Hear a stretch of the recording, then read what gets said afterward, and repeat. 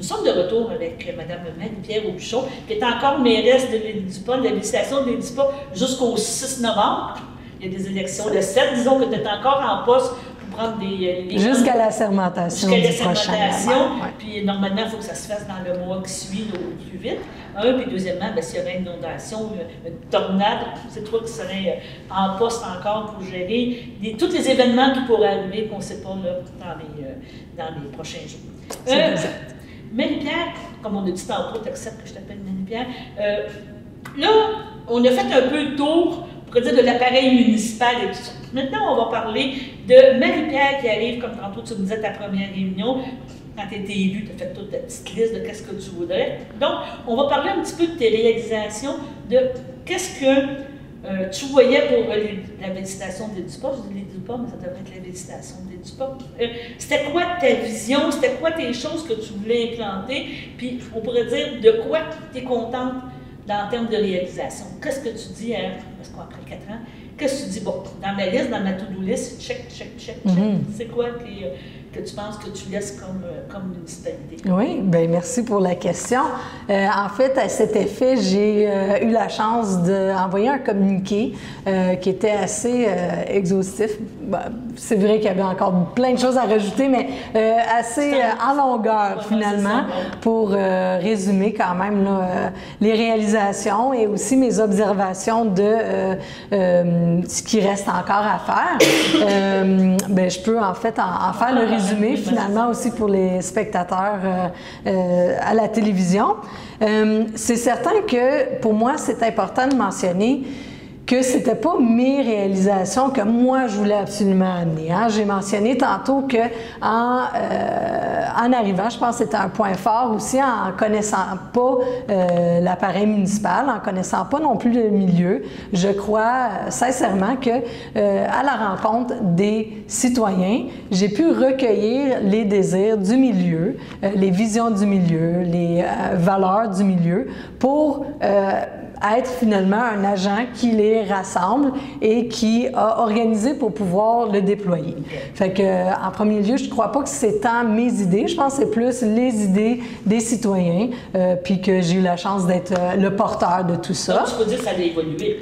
Oui. Entre les 4 ans, tu as oui, aussi, oui, il y a un point de départ avec les rencontres avec les personnes en 2017, puis par après, durant les différents événements, les différentes occasions de rencontres, c'est certain qu'il y a des choses qui se rajoutaient, où on alignait notre tir mieux pour mieux représenter c'était quoi le réel souci ou la réelle demande finalement.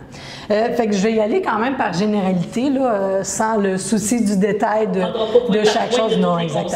Mais en général, ce que je trouvais bien important, c'est d'amener un professionnalisme. J'ai déjà mentionné, pour moi, être élu, faut faire foi d'une organisation rigoureuse, assidue, de manière assez pointue et où on prend le temps aussi de représenter bien l'entité pour laquelle on travaille finalement. Donc ça se passe à travers le professionnalisme de notre organisation, comment on s'organise en tant que conseil. Donc à l'intérieur de notre conseil, même si nos valeurs étaient parfois différentes, même si notre méthode de travail était différente, je vous assure qu'en tant que groupe, on a toujours eu du respect dans la manière qu'on apportait nos points.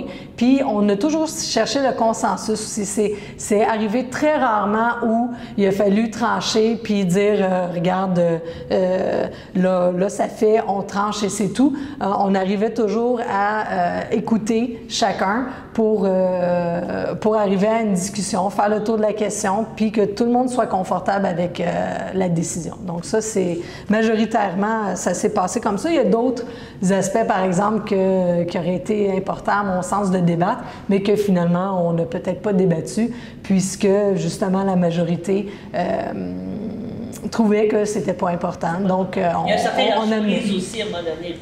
Oui, mais je peux en nommer un déjà, c'est dans les points encore à améliorer. À mon sens, on n'a rien fait là, jusqu'à présent. Puis c'est la protection du patrimoine. Donc, à chaque année, j'amenais au conseil avec la MRC, les ressources, j'amenais Mme Paiement pour qu'elle puisse faire une présentation de pourquoi c'est important de valoriser le patrimoine bâti, d'assurer que c'est pas oublié, de même le mettre en valeur, de le mettre de l'avant, de le protéger, mais j'ai pas réussi à avoir un avancement. Donc, on est rigoureux, mais parfois aussi... Oui, mais c'est parce que c'est quelque chose qui est, comment je peux dire, que c'est vraiment, il faut vraiment qu'il y ait un amour. Il faut qu'il y ait vraiment une passion pour ça, le patrimoine bâti. Oui, mais il y a aussi une question de... tu sais, on parle souvent de compétences, tu sais, à la municipalité puis à la MRC aussi, c'est une question qui revient tout le temps. Projet intéressant, mais est-ce que c'est de notre compétence? Puis comme l'environnement, c'en est un. Tu sais, est-ce que c'est la compétence de la municipalité d'améliorer ses pratiques environnementales? Et plus d'un vont dire qu'en fait, non. Non, ça ne revient pas à la municipalité. On a déjà assez de choses à gérer. On ne prendra pas ça sous notre aile. Mais on peut voir ça différemment aussi. On peut dire, bien, pourquoi attendre après autrui quand on peut le faire nous soi-même? Puis à ce moment-là, on peut être un réel acteur de changement. Puis c'est l'autre point pour lequel je suis assez fière, parce que non seulement on a réussi dans notre administration, dans notre manière de travailler, d'avoir une rigueur, un professionnalisme et de moderniser notre manière de travail avec une discipline qui était bonne.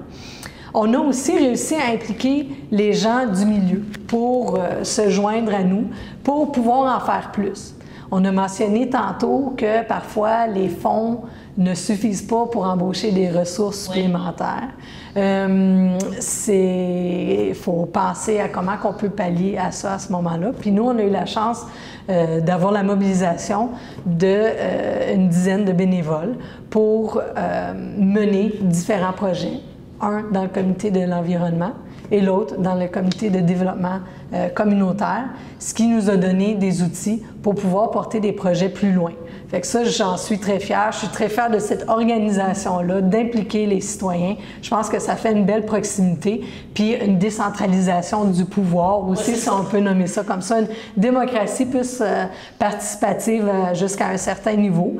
Puis ça, je pense que c'est une belle chose qui a vu le jour à l'île du Pas. Tu me parlais de l'environnement. Oui.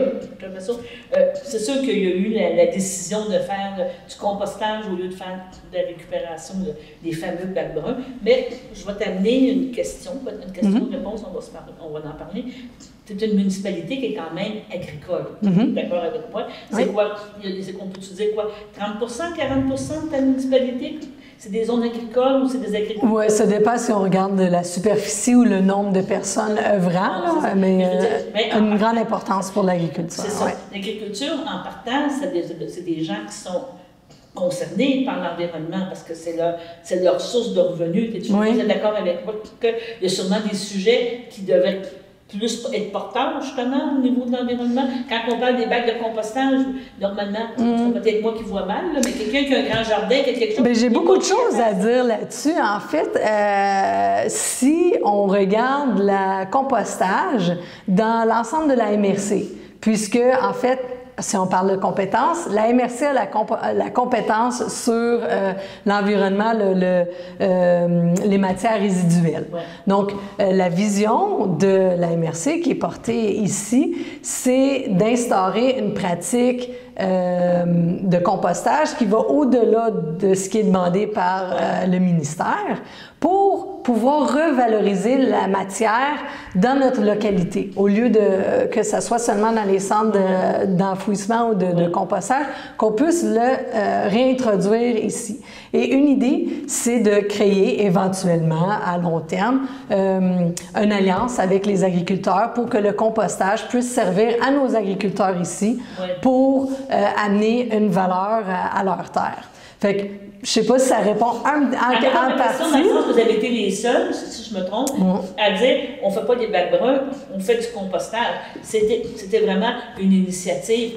local que je pense qu'il est Oui, c'est vrai qu'on est la seule municipalité qui a seulement le compostage domestique et qui offre pas le compostage ramassé, là. Mais il y a d'autres municipalités, 3-4 autres municipalités qui offrent les deux. Fait que, dépendamment du secteur, ils offrent les deux. Okay. Mais ce que j'aimerais faire du pouce, par exemple, c'est, tu sais, vous disiez que les agriculteurs, ils sont très concernés par l'environnement, puisqu'en fait, ils œuvrent en plein environnement. Je trouve que ça serait intéressant de créer justement un comité d'agriculteurs pour l'environnement, pour pouvoir partager les soucis pour l'environnement, d'une part des écologistes et d'une part de ceux qui œuvrent justement dans le domaine agricole. Puisque c'est difficile de faire une corrélation entre un travailleur en agriculture et le souci de la protection de l'environnement. C'est pas nécessairement une corrélation directe. Souvent, on voit que les agriculteurs n'ont pas cette vision de protection de l'environnement comme les écologistes l'ont, par exemple. Et parfois même, il y a des conflits qui existent puisque les écologistes ne comprennent pas les agriculteurs. Les agriculteurs trouvent que les écologistes se mêlent d'affaires qui ne les concernent pas parce qu'ils ne connaissent pas le terrain.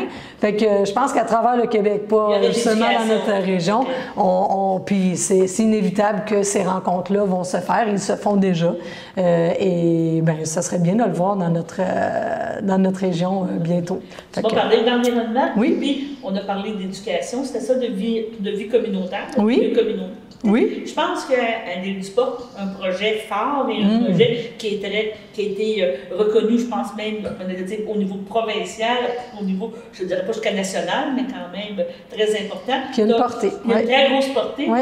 Tu as eu, on va dire, la forêt nourricière, qui a fait que tu as eu l'environnement, oui, parce qu'il y a une protection, et un niveau éducation, au niveau bien-être, on va dire le bien-être des citoyens, je ne vais pas dire bien-être social, mais favoriser le milieu et tout. L'embellissement du milieu de vie. Du milieu de vie, et la réutilisation d'une parcelle de terrain qui était... La valorisation, c'est ça, exactement.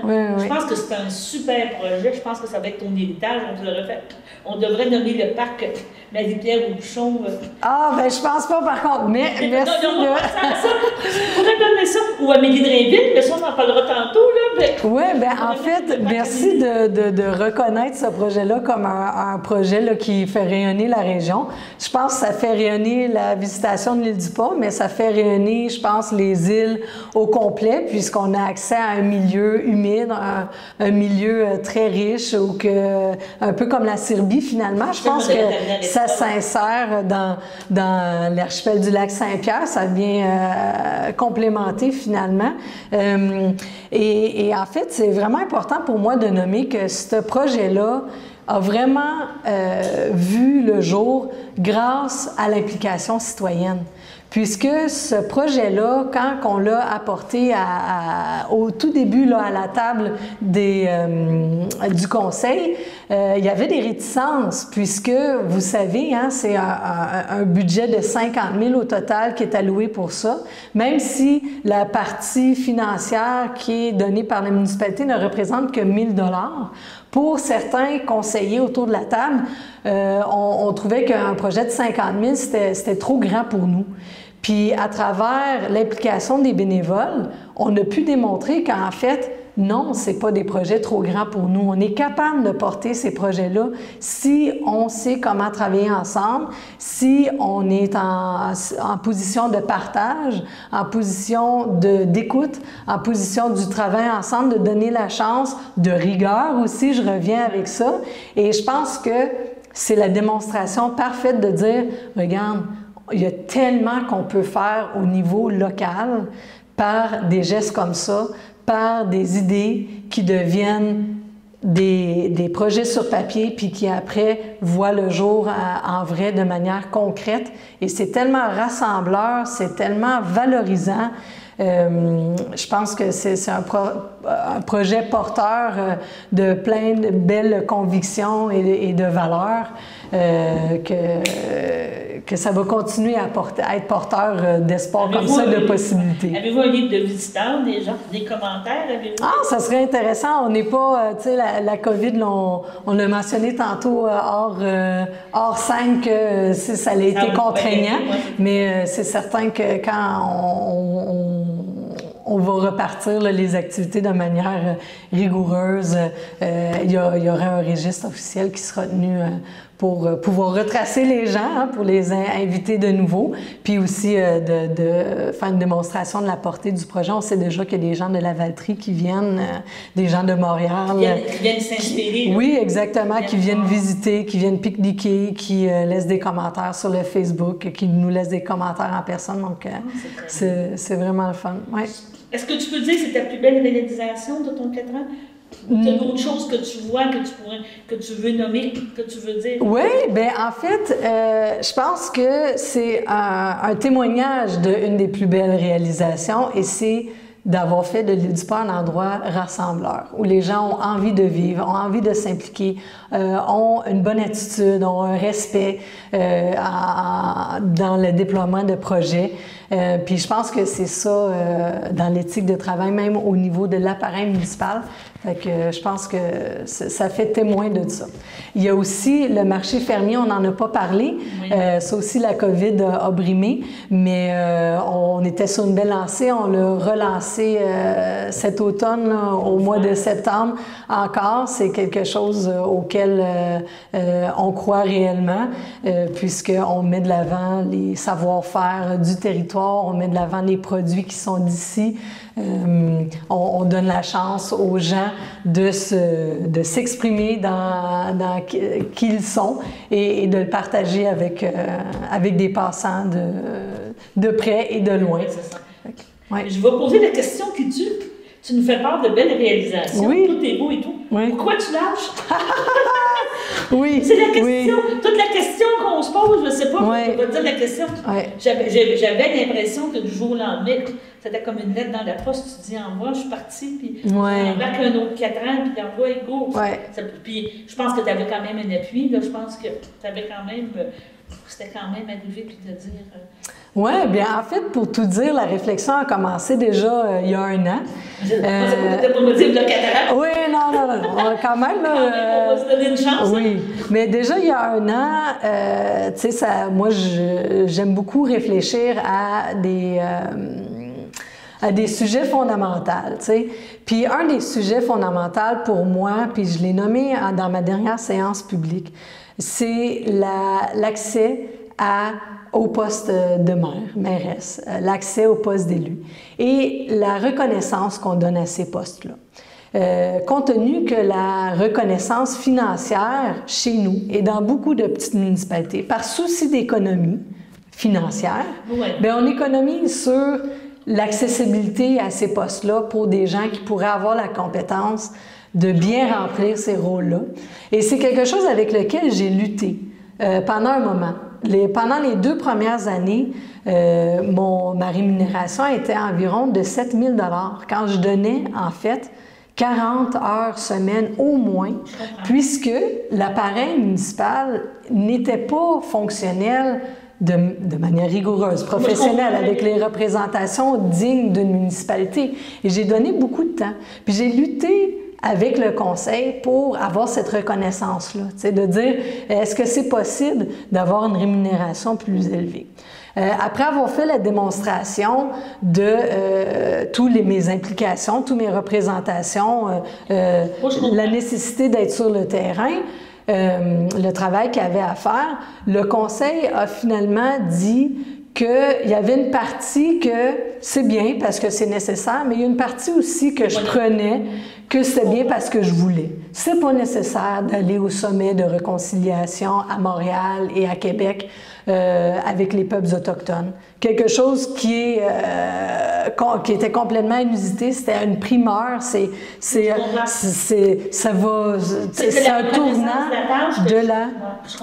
un tournant de les prochains mouvements à venir, une renaissance de comment on veut vivre nous en tant que société. Et les conseillers estimaient que ces genres de représentations-là, c'était bien parce que je voulais, parce que c'était pas tant important que j'y aille. Puis ça, à la longue, à défendre pourquoi c'est important d'aller à des rencontres pour le progrès, dans des rencontres progressistes, dans des rencontres aussi pour les femmes élues, par exemple, pour s'assurer que les femmes aient une place dans ces sièges-là. Des congrès municipaux. Des congrès municipaux, ça, c'est plus conventionnel. Fait que oui, ça c'est acceptable que je me libère du temps pour faire ça. Mais tout ce qui est moins conventionnel, mais qu'à mon sens, c'est très important si on veut leur donner une place aux femmes, aux personnes autochtones, à des mouvements sociaux, à des mouvements écologistes. C'est nous les porteurs de ça. C'est nous qui allons, par nos actions aujourd'hui, assurer les actions du futur, puis comment on vit, faut le créer en étant présent dans ces instances-là. Mais eux estimaient que c'était du superflu, c'était pas nécessaire. Donc finalement, j'ai eu la chance d'être rémunérée jusqu'à un montant finalement de 20 000 par année. Donc dans l'ensemble, mon implication à la MRC en tant que présidente aussi du comité culturel. Ça fait que ma rémunération annuelle est d'environ 20 000. Mais c'est pas beaucoup. Pour quelque chose qui prend au moins 40 heures semaine ou plus, hein? Et ça, à la longue, ça fatigue. Ça fatigue, comme je disais, d'avoir à défendre pourquoi qu'on y va, mais aussi de recevoir pas assez pour vivre en retour. Et ça fait en sorte que je suis fatiguée. Donc, bien que je suis motivée à continuer à être actrice de changement, je pense que par ma fatigue, je suis plus la meilleure personne aujourd'hui pour représenter la municipalité, puisque l'énergie nécessaire, à mon sens, pour porter des projets là où ils doivent être portés, avec la rigueur, avec le professionnalisme, je me répète, je ne l'ai pas en ce moment à cause de ces circonstances-là. Donc, je vais revenir à l'arrière. Oui. Quand on a parlé, quand tu disais que tu étais rendu qu'il y avait beaucoup de la représentativité dans les conseils municipaux, c'est toutes les 50, 60 ans, donc tu te dis, ce genre de personnes-là, ils essaient de trouver, je vais dire le mot méchant, là, mais essaient de trouver un sideline parce qu'ils sont déjà à la retraite, ils font déjà des choses, et alors que ça devrait être le contraire. On devrait favoriser des jeunes qui sont prêts à s'impliquer, mais ça demande beaucoup justement d'implication, beaucoup de ressources, comme tu viens de dire, financières. Toi, tu as quand même une famille, tu as 2 enfants, à un moment donné, c'est beau payer gardienne, payer des affaires, d'avoir un conjoint qui s'en occupe, mais en contrepartie, je dirais pas faut pouvoir payer son épicerie. C'est ça, exactement. Il faut à un moment donné aussi, je pense, qu'est-ce qui est difficile, puis ça fait partie encore là qu'on parlait des contraintes, quand on parlait d'argent, on parlait des budgets des municipalités. C'est sûr que, je te dirais, un salaire de 50 000, mettons qu'on met un chiffre comme ça, pour une municipalité qui a un budget de 800 000, c'est ça, c'est environ? 900 000, si ma mémoire est bonne. Ça représente un poids plus lourd, tu sais, en termes de pourcentage, que, encore là, je vais dire, on va me faire encore, je vais te faire le porteur, je vais te dire, tu parles de la ville de Berthier, tu parles de la ville de Joliette, et par contre, tu regardes moi, ma vision a toujours été, tu regardes je vais dire l'exemple des policiers ou les pompiers, que quand tu arrives, tu as la facture de la Sûreté du Québec, tu as la facture du service sécurité incendie qui disent à la MRC, ça va coûter de temps, ou la Sûreté. Le policier de Berthier veut gagner comme le policier de Joliette, qui veut gagner comme le policier de Montréal, qui veut gagner Toronto, qui veut gagner New York. Donc, Berthier gagne comme New York, puis là, on ne pose pas de questions. On ne dit pas qu'il va gagner juste 50 000 parce qu'il est à Berthier. Non, il va gagner même 100 000. Tu sais, en fait, on parlait tantôt, tu sais, de choix de ressources, où on met nos ressources financières, finalement. Puis en fait, la facture, vous nommez la facture de la Sûreté du Québec est de 75 000, toujours en montant à chaque année. Donc, la facture de la Sûreté du Québec, on sait c'est quoi sa présence sur le territoire, pas les conseillers, les citoyens en sont témoins. Bon, bien, ça vaut 75 000 $. Et la présence de la mairesse, ça vaut pas tout à fait 20 000 $. Parce que tu as tout accumulé. Quand tu parles de ton 20 000. Oui, c'est avec la présence à la MRC. Fait que ça, c'est, mettons, on sépare ça, fait que ça va pas tout à fait 12 000, la présence d'une mairesse. C'est toi qui représente la municipalité. Tu sais, c'est pour ça qu'il faut penser à, les ressources où on veut les mettre, mais n'est-ce pas une personne au centre de l'organisation qui a la capacité donc de mobiliser pour faire rayonner les projets, etc. Et justement rentabiliser, trouver les subventions, etc., organiser. La capacité d'organiser fait la force d'une organisation. Ça, c'est tout organisation confondue, si c'est une entreprise, si c'est gouvernemental, si c'est à but non lucratif, la capacité de s'organiser. Et pour ça, il faut avoir les gens compétents à la bonne place. Et pour avoir des gens compétents, il ne faut pas oublier une rémunération. Mais je veux aller sur un autre sujet, en fait, qui était la place des jeunes. T'sais. Dans tous les cas, en fait, les postes devraient être accessibles à tous. Je ne sais pas de dire par mes interventions que toutes les personnes qui sont à la retraite n'ont pas leur place aux tables du conseil. C'est pas vrai. C'est qu'il y ait une juste représentation de la population dans les postes clés comme ça. Donc, on devrait aller un peu comme Desjardins, qui arrive qui décide de son conseil d'administration puis dit « Je veux avoir une personne en 22-25 ans, femme, telle affaire. » Tu sais, peut-être on devrait en arriver là avec un conseil municipal. Tu sais, je vais peut-être donner une idée folle, là, mais il y a souvent maintenant des conseils de gouvernance, des choses qui se mettent des barèmes. Qui se mettent des barèmes. On devrait avoir une parité homme-femme, on devrait avoir un jeune qui fait ça. On allait dire un vieux, je dis terme vieux, une personne plus âgée, qui a plus d'expérience, par exemple. Tel profil, puis peut-être là, on réussirait à créer un conseil municipal ou une organisation municipale. Bien, c'est certain qu'on peut avoir une réflexion là-dessus. Là. Je l'ai eu moi-même. Mais tu sais, dans mon expérience, c'est certain que s'il y avait une rémunération qui permettrait aux gens de dire, bien moi, j'ai envie de m'impliquer à la juste hauteur que je m'impliquerais pour n'importe quel emploi, finalement, bien j'irais, moi, comme représentant municipal. Donc, ça serait un bon début, mais il y a d'autres avenues possibles. Mais j'invite les citoyens, en fait, de réfléchir à cela quand ils pensent à bien, comment que j'aimerais que moi, mon dollar soit dépensé. Est-ce que c'est pour les égouts? Est-ce que c'est pour refaire une rue? Est-ce que c'est pour la sûreté routière? Est-ce que c'est pour que des personnes compétentes puissent faire partie de l'équipe décisionnelle? Si tu es d'accord, mettons, on va prendre une dernière pause. Oui. Je pense que tu vas nous ramener un invité qui va nous parler s'il vous plaît. Puis on va faire une conclusion sur comment tu vois ta municipalité dans les prochaines années. Oui, merci.